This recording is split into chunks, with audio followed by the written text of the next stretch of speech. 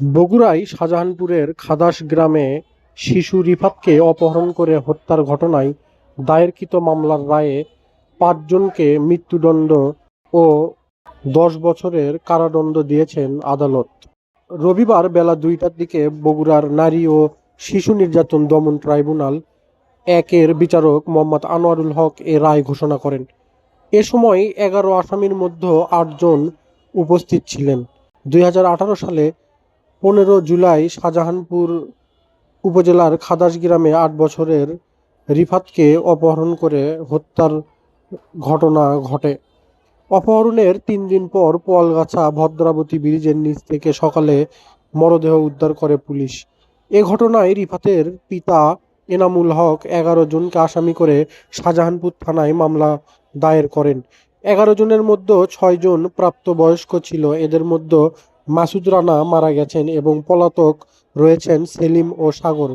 পলাতক ২ জন সহ আবুল কালাম আজাদ, রাজু মিয়া ও মেহেদী হাসানকে শিশুকে অপহরণ, মুক্তিপণ দাবি এবং হত্যা করে মরদেহ গুম করার অভিযোগে পৃথক ধারায় যাবজ্জীবন কারাদণ্ড ও সর্বোচ্চ শাস্তি মৃত্যুদণ্ড দিয়েছেন। এছাড়া মামলার এজাহারের সময় আসামি ৫ শিশুর বিরুদ্ধে অভিযোগ প্রমাণিত হওয়ায় তাদের প্রত্যেককে ১০ বছর করে কারাদণ্ড দিয়েছে আদালত। আমার আপন ভাতিজাকে আপনার ২০১৮ সালের ১৫/৭/২০১৮ সালে ওরা অপহরণ করে এবং মুক্তিপণ দাবি করে। মুক্তিপণ না পাওয়ার কারণে তাকে হত্যা করে এবং আজকে ২১/৬/২০২৬ সালে সে রায়ের রায় হলো এবং রায়ে আমরা সন্তুষ্ট এবং এই রায় যাতে দ্রুত কার্যকর হয় আমরা সেই আশায় প্রত্যাশা করতেছি। আমার ছেলেকে অপহরণ করে নিয়ে যাওয়ার পরে ৫ লক্ষ টাকা মুক্তিপণ দাবি করে এবং আমার কাছে ফোন করে। আমি টাকা নিয়ে যে তাদের জন্য অপেক্ষা করি, ওরা আর যোগাযোগ করে নাই। পরবর্তীতে ১৮ তারিখে আমি আমার ছেলে সন্তানের লাশ পাই। এরকম কোনো বাপ মা যেন কোল খালি না হয়। আর আমি আবারও আমার দেশের সরকারের কাছে অনুরোধ জানাবো, এই রায় যেন দ্রুত কার্যকর হয়।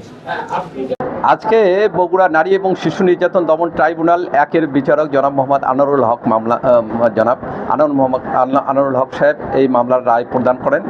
ট্রাইব্যুনাল মাননীয় আদালতে মোট আসামি ছিলেন হচ্ছে ১১ জন। এর ভিতর ১ জন আসামি মৃত্যুবরণ করে। উপস্থিত আছে ৩ জন অ্যাডাল্ট সাবালক এবং ৫ জন নাবালক শিশু। এই ২ জন আসামি পলাতক আছে। মাননীয় ট্রাইব্যুনাল এই মামলা ৭ নারী শিশু নির্যাতন দমন আইনের ৭, ৮ এবং প্যানাল কোডের ৩০২, ২০১ এবং ৩৪ ধারায় তাদেরকে দোষী সাব্যস্ত করেন এবং যারা সাবালক এই ৬ জন আসামি, তাদের মধ্যে আবুল কালাম আজাদ সহ এই ৫ জন আসামিকে তাদেরকে বিভিন্ন মেয়াদে ৭ ধারায়, ৮ ধারায় নারী শিশু নির্যাতন দমন আইনের এবং ৩০২ ধারায় এবং ২০১ ধারায় দোষী সাব্যস্ত করেন এবং সর্বোচ্চ শাস্তি তাদেরকে মৃত্যুদণ্ড প্রদান করেন। আর শিশু যারা ছিলেন ৫ জন আসামি, এই ৫ জন আসামিকে মাননীয় আদালত দোষী সাব্যস্ত করেন এবং দোষী সাব্যস্ত করে তাদেরকে ১০ বছর এবং ১০ বছর এই সাজা প্রদান করেন। এবং যেহেতু এই শিশুরা ইতিমধ্যে সাবালক হয়েছে, তাদের